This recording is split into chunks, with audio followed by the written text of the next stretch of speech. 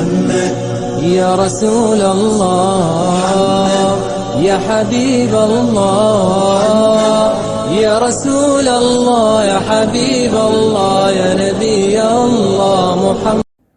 الحمدللہ رب العالمین والعاقبۃ للمتقین والصلاۃ والسلام علی سید المرسلین. اما بعد، اعوذ باللہ من الشیطان الرجیم، بسم اللہ الرحمن الرحیم. السلام علیکم ورحمۃ اللہ وبرکاتہ. ظہر کی نماز کا وقت کب سے کب تک ہوتا ہے اور ظہر کی نماز کس ٹائم میں ادا کرنی چاہیے؟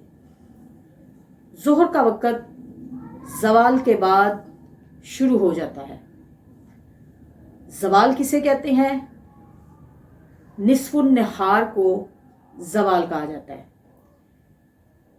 طلوع آفتاب سے لے کے غروب آفتاب تک پورا دن ہوتا ہے.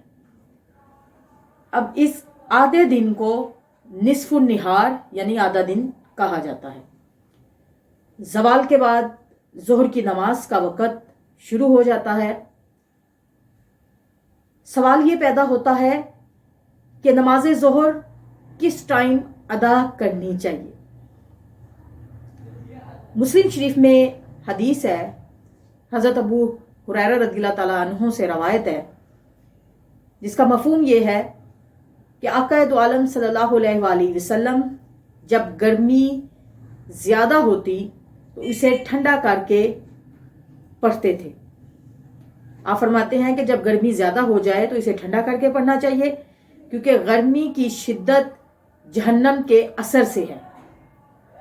اسی طرح ایک اور حدیث ترمذی سے روایت ہے کہ سردیوں میں آقا دو عالم صلی اللہ علیہ وآلہ وسلم کا معمول تھا، یعنی حدیث کا مفہوم یہ ہے کہ سردیوں میں آقا دو عالم صلی اللہ علیہ وآلہ وسلم کا معمول تھا کہ آپ نماز کو زوال آفتاب جب ہو جاتا تو ظہر کی نماز آپ نے پڑھ لی.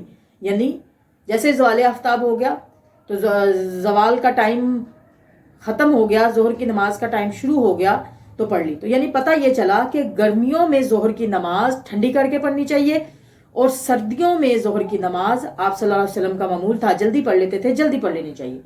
اسی طرح ایک اور حدیث ہے، حضرت ابو ذر غفاری سے روایت ہے، جس کا مفہوم یہ ہے کہ ہم آقا دو عالم صلی اللہ علیہ وآلہ وسلم کے ساتھ ایک سفر میں تھے.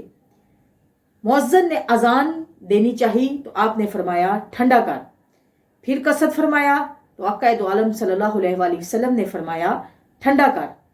پھر ارادہ کیا اذان دینے کا تو آپ صلی اللہ علیہ وآلہ وسلم نے فرمایا ٹھنڈا کر، یہاں تک کہ سایہ تیلوں کے برابر ہو گیا. یعنی آپ نے ٹھنڈا کر کے نماز پڑھنے کی تلقین کی گرمیوں میں.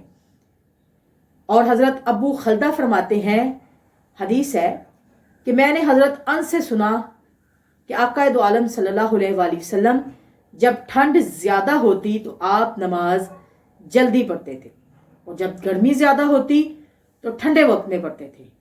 تو پتہ یہ چلا کہ نماز ظہر کا وقت زوال کے بعد سے شروع ہو جاتا ہے، اور یہ رہتا کب تک ہے؟ عصر کی نماز سے پہلے پہلے تک جو ظہر کے نماز کا وقت رہتا ہے. گرمیوں میں کوشش یہ کرنی چاہیے کہ ظہر کی نماز ٹھنڈی کر کے پڑھی جائے، کیونکہ آقا دو عالم صلی اللہ علیہ وآلہ وسلم نے فرمایا، حدیث ہے جس کا مفہوم یہ ہے کہ گرمی کی شدت جو ہے وہ جہنم کی بھاپ سے ہے. اس لیے فل گرمی کی شدت میں کوشش یہ کرنی چاہیے کہ تھوڑا سا سایہ ڈھل جائے تب ظہر کی نماز پڑھ لی جائے. ظہر کی نماز میں اکثر ایک یہ وہم پیدا ہوتا ہے کہ تھوڑا سا ٹائم گزر گیا کہ بھئی نماز قضا ہو گئی. ایسا کچھ نہیں ہے. ظہر کی نماز کا ٹائم عصر کی نماز سے پہلے تک رہتا ہے. اسی طرح اگر کسی نے ظہر کی نماز آخری وقت میں شروع کی، یعنی اتنا بھی آخری وقت نہیں کر لینا چاہیے لیکن بلا وجہ، لیکن اگر مثال کے طور پر کسی دن زیادہ تاخیر ہو گئی اور آخری وقت میں ظہر کی نماز شروع کی اور عصر کی نماز کا وقت شروع ہو گیا یا عصر کی اذانیں شروع ہو گئی، تو وہ ظہر کی نماز مکمل کرنی پڑے گی اور وہ ادا ہی ہوگی. یعنی ظہر کی نماز ادا ہی ہوگی. اس کے بعد آپ عصر کی نماز کا جب ٹائم سٹارٹ ہو گیا تو بعد میں آپ عصر کی نماز پڑھ سکتے ہیں۔